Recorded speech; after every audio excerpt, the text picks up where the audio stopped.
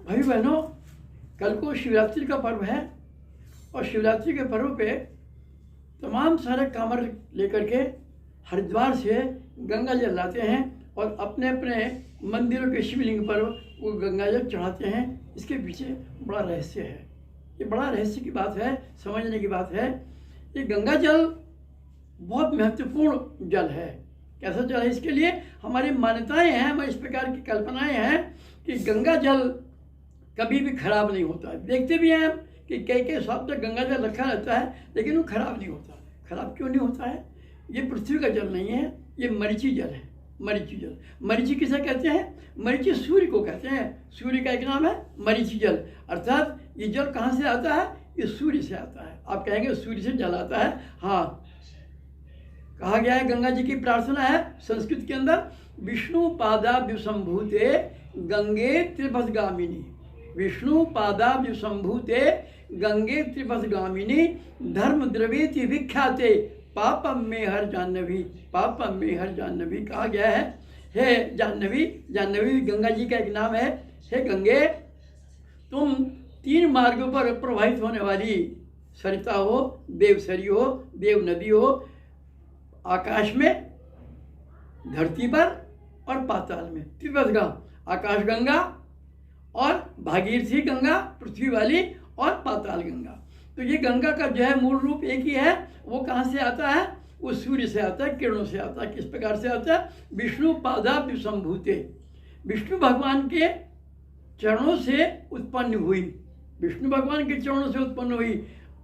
देखिए, जितने भी ग्रह नक्षत्र हैं, रात को जब भी दिखलाई पड़ते हैं, दिन में दिखलाई पड़ते हैं सूर्य भगवान, तो सूर्य के लिए क्या कहते हैं? सूर्य नारायण, सूर्य भगवान। विष्णु का जो है नाम, वो भी नारायण नाम विष्णु भगवान का ही है।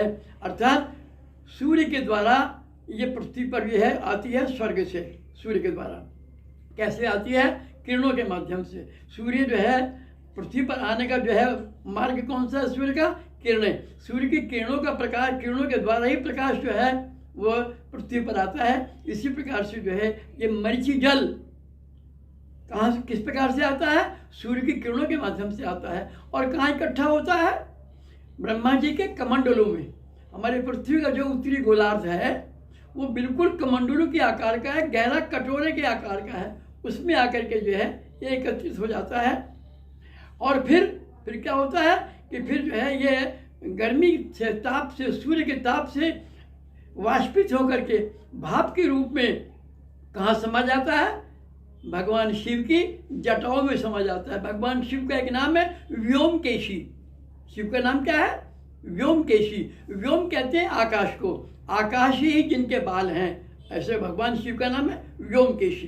तो व्योमकेशी अर्थात आकाश के अंदर जो है ये एक प्रकार से जो है वाष्पीकृत होकर के समाहित हो जाता है और वहाँ से शीतल होकर के फिर ठंडा होकर के बर्फ के रूप में जो ग्लेशियर्स हैं इनके रूप में जो है पृथ्वी पर आता है।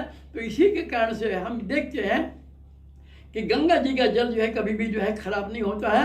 आप जो है जो इंग्लैंड की नदी है, टेम्स नदी है, वहाँ का जल लेकर के आइएगा और वो भारत में आकर के जो है खराब हो जाता है, ठीक नहीं रहता है। जबकि उसके अंदर किसी के नहाने की व्यवस्था नहीं है, कोई भी उसमें स्नान नहीं कर सकता है। गंगा जी की स्थिति क्या है? गंगा जी के अंदर तमाम प्रदूषण डाला जाता है, तमाम कूड़ा करकट डाला जाता है, तमाम जो चिताएँ जलती हैं सबको जो है राख इत्यादि, कोयले इत्यादि वो सब गंगा के अंदर डाला जाता है। जितने भी कल कारखाने हैं उन सब का जो प्रदूषित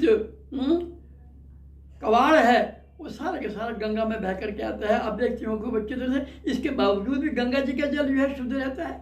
गंगा जी के जल के लिए क्या कहा गया है? गंगा जी के लिए जल कहा गया है औषधि जाह्नवी तोयम। औषधि जाह्नवी तोयम वैद्यो नारायणो हरि। भगवान नारायण हरि, भगवान विष्णु के द्वारा इस संसार के मनुष्यों के लिए, जीव जंतुओं के लिए, सबके लिए गंगा जल जो है औषधि रूप में दिया गया है। औषधि, ये बहुत बड़ी औषधि है।